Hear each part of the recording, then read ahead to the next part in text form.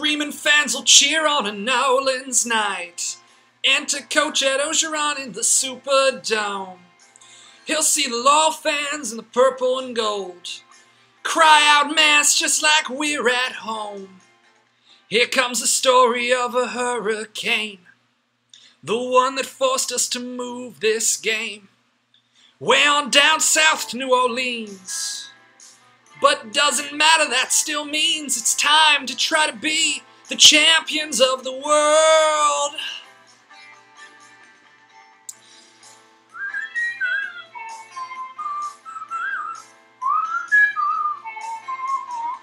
Nine months ago was the last time they played, but a lot of things have changed with LSU, I'm afraid. Orlando was good winning the Citrus Bowl. Now, oh, so many new things have happened since they achieved that goal. 3 first-rounders are out like a light. Lost Fournette, Jamal, Adams, and Trey White. Also Beckwith and Riley. Posick, Doral, and Dupree won't be much returning in the Superdome that night.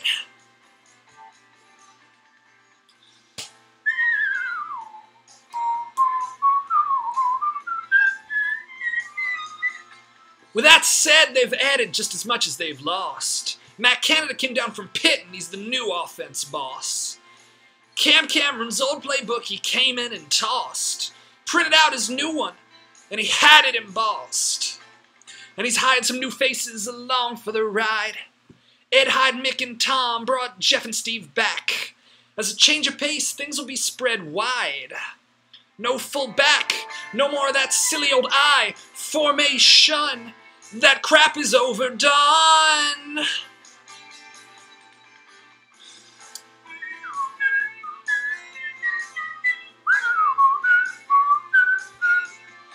Matt Canada has a tailback and his name's Darius Geis.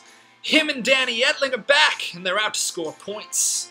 They say they got 3 men running routes, they're ready for the stage. They got names like Chark, Derek Dillon, and Russ Gage. And don't forget about the offensive line. They're young, but wait a second, these boys can be fine. Relying on KJ and Toby. And also Will inside at sea. This year could really be time for this team to show up and shine.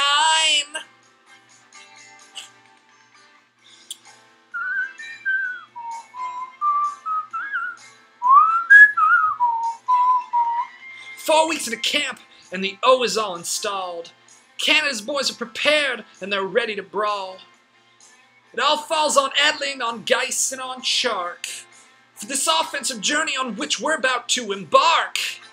Here comes the story of a hurricane, the one that forced us to move this game way on down south to New Orleans. But doesn't matter, that still means it's time to try to be the champions of the world.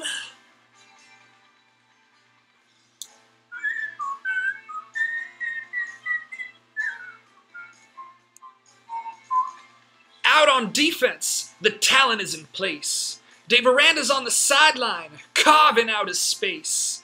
Pete Meatball Corey helped Dave make his case, while the LSU defense still is looking for a face. What do you think they're going to do without Jamal? How's Dave going to replace 8 starters this fall? They might be young, but they'll do it all. Before they run, they'll have to crawl. Stopping other teams ain't as easy as it seems.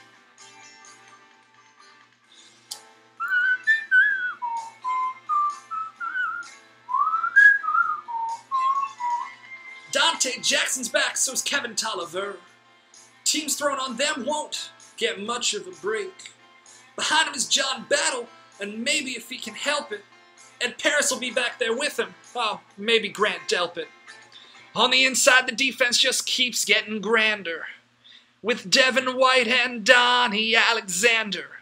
And when you move out on the edge, that group is on the ledge of being this year's defense's king.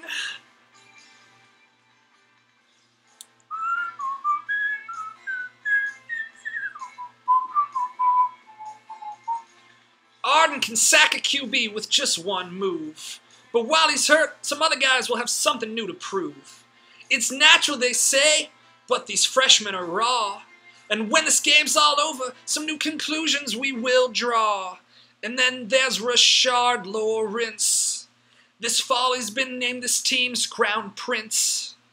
And Greg Gilmore and Lockett Sure are definitely more mature, so they can lead this team to where it wants to go.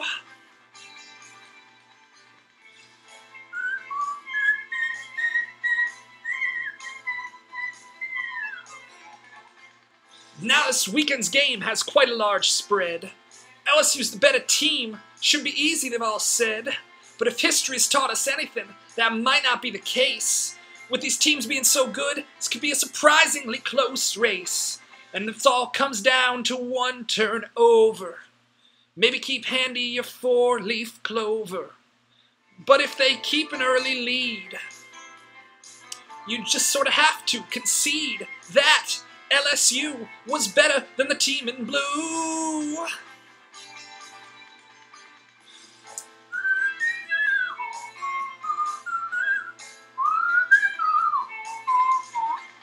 Here's my pick that I give to y'all.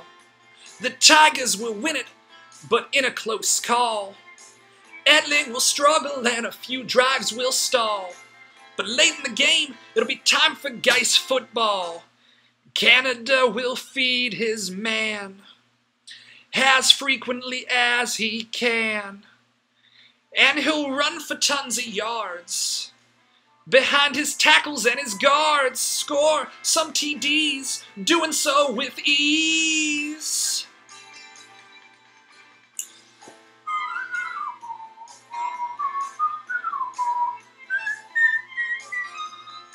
And Dave Aranda's defense will do what it does. With so much team speed, it looks like a blurry buzz. So before I'm in the press box, here are my picks. LSU 24. BYU 6. Here comes the story of a hurricane. It won't be over till we watch this game. Way on down in New Orleans, where a win can simply mean it's time to try to be the champion of the world.